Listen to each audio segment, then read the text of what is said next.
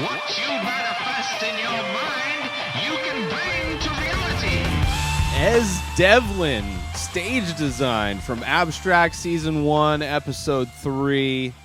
She is a stage designer, does basically a lot of video on architectural stuff. I don't know. I'm not a huge... Obviously, stage design is not something that I would necessarily... I don't know. It's kind of one... would be closer to getting into stage design than I am getting into shoe design. Just stage design. It's an interesting art form. I mean, you're kind of like a mixture between an architect and a sculptor and a videographer and a set designer.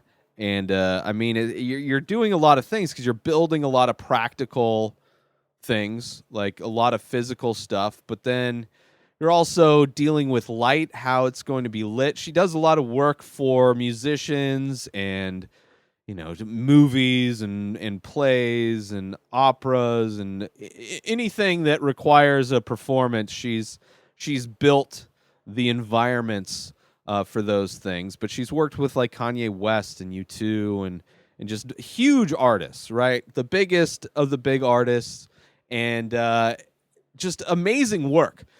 I've been thinking a lot about kind of as a fan and a huge nerd of comedy, stand-up comedy.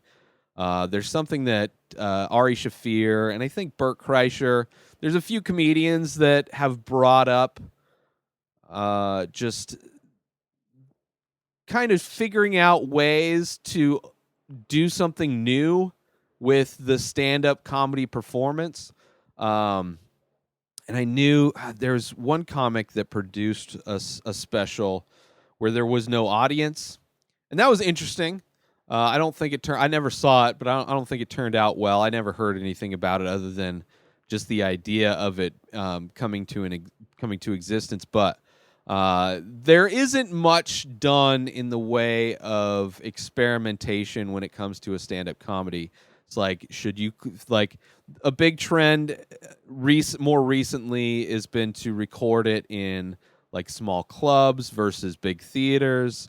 But then there's still big like spectacles shows like a Kevin Hart that might do a stadium show with fireworks and pyro and stuff like that. But it's still very much similar to how many stand-up specials look. And I don't know if as Devlin would necessarily... I would be so interested to see... I would love it if Ari were able to afford her, right? But I don't know. There's very few comedians, I think. Like, I could see Joe Rogan being able to afford her, or, you know, there's big comics out there that are, you know, like Dave Chappelle. But I don't know. It'd have to be. Because you don't want to take away from the performance.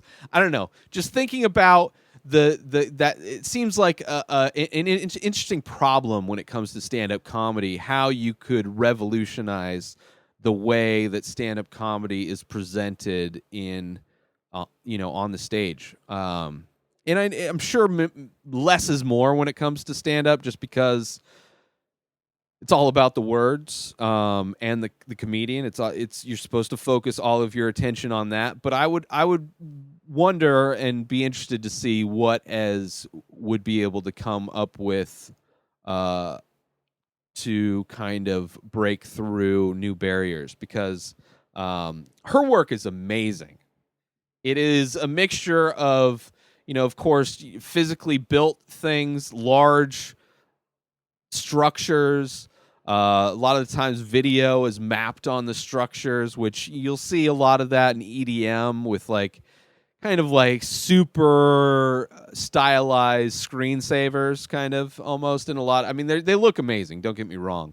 But they are very much like computer generated screensaver like things set to music, versus hers are a lot more like if you were to go into a museum and you see a video exhibit and it's just this weird, that's one form of art, the kind of video art that only more recently I can kind of understand and appreciate. Because when you're a kid or somebody that's not as just steeped in the different types of art that are out there, to go and see a lot of those video exhibits are kind of confusing, right? Like, because usually when we're presented with a video, it's a narrative, like a short film at least, or a movie or a TV show. It's kind of it's trying to tell a story, where a lot of times the video kind of pieces that you find in museums and galleries and things like that are really exploring just using video to capture something in a similar way that like a still life captures a bowl of fruit. Not necessarily exciting. There's no real story being told there, although anybody can come up with a story based on a picture, but there's no real intent necessarily, other than, I mean, I guess there's a story. There's usually tone and mood. Like, there's not really direct communication going on. It's just trying to get the viewer to feel a certain way.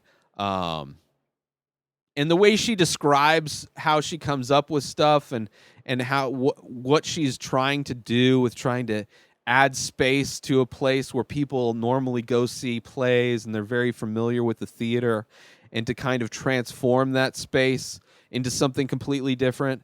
There was actually one of these, an example I would have would be the Belly Room at the Comedy Store in Los Angeles. I've been there a couple times and watched shows, and it is a very unique room, small room. And I've seen different things filmed in that room. But when Dave Chappelle filmed one of his more recent specials, I guess it came out a couple years ago, it's a very minimal kind of performance from him, but they were able to transform that room in a way where you could tell it's still the Belly Room, but all the camera angles, they made it feel so much bigger than it actually is. And that would be something similar. Now, what Devlin does is far more artistic and creative than just making a small old comedy room look bigger. But she adds depth to things. She uses, like, it's just, as far as if I were to have a fan of set designers, like, I would imagine she was like, I don't know how many other set designers or stage designers are really pushing the boundaries of what they can do with creating and displaying and adding to, like, that way of telling stories. Because what she's done is take, something very basic, just like, you look at anything on a stage, like she explains, like, a band, and how bands generally have this kind of, hump, where you have, the singer and the guitar, you have the people with the instruments, and usually the drummer in the back lifted up a little bit. So if you were to kind of outline the basic shape that's being portrayed on the stage, it's pretty boring. And then just, light shooting down. And what she wants to do is completely take you to a different... When you're looking at her stuff, it's not like you're looking at an amazingly decorated stage. You're looking at an environment that is unique. It is a unique experience, because you don't see these environments that she's creating anywhere else. And the way she uses mirrors, and she uses, like, rain, or she uses video, she's able to really transform these spaces into just gorgeous environments that add a lot to the performances. And I really enjoyed this episode. I really enjoyed seeing her work. And I would love, love, love to see what she could potentially do with stand-up comedy, because I think that's a very tricky art form to... I mean, it would have to be custom to, like, a comedian's set, their material. But I don't know, man. It's gonna happen. It's going to happen. There's a lot of money in comedy right now, and it's just a matter of time before one of these comedians hires her to do. And I could see Bill Burr doing it. Bill Burr experiments a lot with his how they're shot, different color palettes and things like that, making the video look grainy, but not a lot of stage design, not a lot of stuff going on there necessarily. But that would be something that I would love to see as Devlin. So go check her out, Esmeralda Devlin.